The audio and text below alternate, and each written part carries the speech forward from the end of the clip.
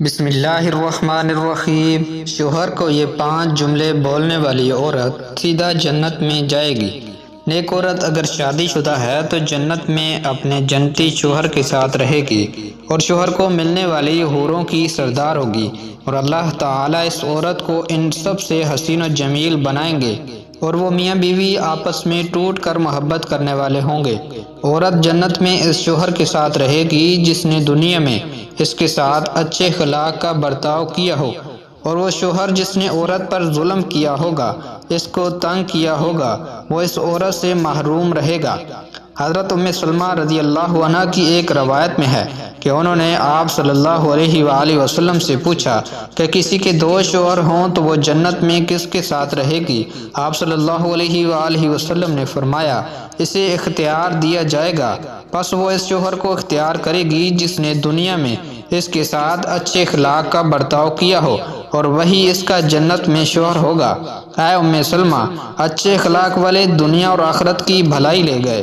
حضرت امام باقر رضی اللہ عنہ کے بیٹے حضرت امام جعفر صادق رضی اللہ عنہ کے پاس چند عورتیں آئیں، آ کر کہنے لگیں، اے نواسے رسول صلی اللہ علیہ وآلہ وسلم، کیا کوئی ایسا عمل بھی ہے جس کے کرنے سے مرتے وقت روح آسانی سے نکلے، روح نکلتے وقت تکلیف نہ ہو، خاتمہ ایمان پہ ہو، مرتے وقت کلمہ پڑھتی مریں، اندھیری کوٹھڑی روشن ہو جائے، قبر جنت کے باغوں میں سے باغ بن جائے؟ کوئی ایسا عمل بھی ہے؟ حضرت امام جعفر صادق رضی اللہ عنہ نے فرمایا، اے اسلام کی مقدس شہزادیوں، عورت کے منہ سے نکلے 5 جملے اللہ تعالیٰ کو بہت ہی زیادہ پسند ہیں۔ عورت کی زبان سے نکلے 5 جملے اللہ تعالیٰ کو بہت محبوب ہیں۔ اور سنو، اللہ تعالیٰ کے پسندیدہ کام کرنے والی جو عورت ہوتی ہے، وہ جب مرتی ہے تو قبر سے سیدھا جنت میں چلی جاتی ہے، بغیر حساب و کتاب کے جنت میں چلی جاتی ہے۔ جو عورت اللہ تعالیٰ کے پسندیدہ کام سر انجام دیتی ہو۔ عورتوں نے پوچھا، اے نواس رسول صلی اللہ علیہ وآلہ وسلم، بتائیں تو صحیح وہ 5 جملے ہیں کون کون سے؟ حضرت امام جعفر صادق رضی اللہ عنہ نے فرمایا، پہلا جملہ بیوی کا شوہر کے سامنے حلال رزق طلب کرنے والا جملہ ہے۔ اللہ تعالیٰ کو بہت ہی زیادہ پسند ہے حلال رزق طلب کرنے والی بیوی، حلال رزق مانگنے والا یہ جملہ ہے جو بیوی اپنے شوہر کو کہتی ہے، میرے سرتاج، میرے گھر میں لے کر آنا تو حلال کا لقمہ لے کے آنا، میرے گھر میں لے کے آنا تو حلال کا رزق لے کے آنا۔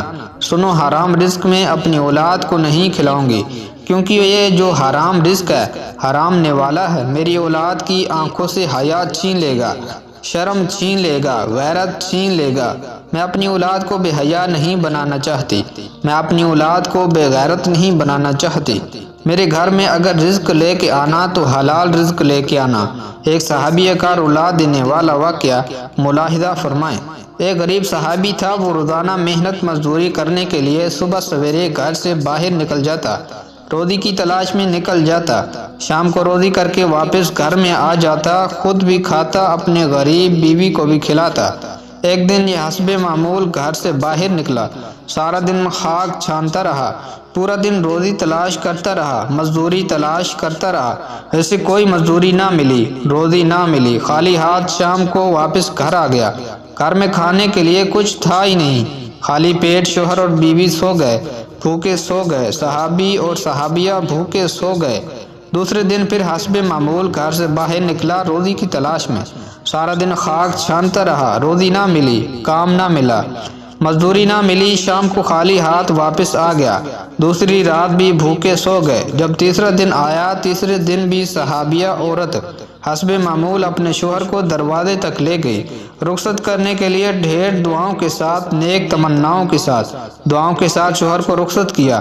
شوہر جیسے ہی 4 قدم آگے بڑھا تو بیوی نے کہا، رکیے، میری بات سن کر جائیے۔ شوہر رک گیا، بولا، کیا کہنا ہے؟ اس صحابی غریب بیوی نے کہا کہ میرے سرتاج، اس سوچ کی بنیاد پر کہ میری بیوی 2 دن سے بھوکی ہے، 2 راتوں سے بھوکی ہے، کہیں ایسا نہ ہو کہ آج آپ کو مزدوری نہ ملے اور آپ حرام کا رزق لے کر میرے گھر میں آ جائیں۔ یاد رکھیے گا کہ میں مر جاؤں گی لیکن حرام رزق قبول نہیں کروں گی، حرام کمائی کا لقمہ نہ تو میں کھاؤں گی نہ تو اپنی اولاد کو کھلانے دوں گی۔ وہ تھی اسلام کی مقدس شہزادیاں جن کی گود میں اسلام پلتا تھا۔ کہتی ہیں میں بھوکی مر جاؤں گی، تیسری رات بھی بھوک سے گزار لوں گی، کوئی بات نہیں، اگر کام نہ ملے تو واپس آ جانا، چوری کا مال میرے گھر میں نہ لے کے آنا، سود کا مال میرے گھر میں نہ لے کے آنا، حرام مال میرے گھر میں نہ لے کے آنا۔ حضرت امام جعفر صادق رضی اللہ عنہ فرماتے ہیں، فرمایا بیوی جب شوہر سے حلال رزق طلب کرنے والا جملہ بول رہی ہوتی ہے، اس وقت اللہ تعالیٰ کے بہت زیادہ قریب ہوتی ہے۔ یہی جملہ مرتے وقت اس عورت کی روح آسانی سے نکلوائے گا۔ روح نکلتے وقت ایسے تکلیف نہیں ہوگی، قبر کی اندھیری کوٹڑی روشن کر دی جائے گی۔ یہ جملہ قبر جنت کے باغوں میں سے باغ بنا دے گا۔ یہ جملہ فرماتے ہیں، دوسرا جملہ بیوی اپنے شوہر کے آگے کوئی ایسا جملہ بول دے جو جملہ شوہر کی پریشانیوں کو خوشیوں میں بدل دے۔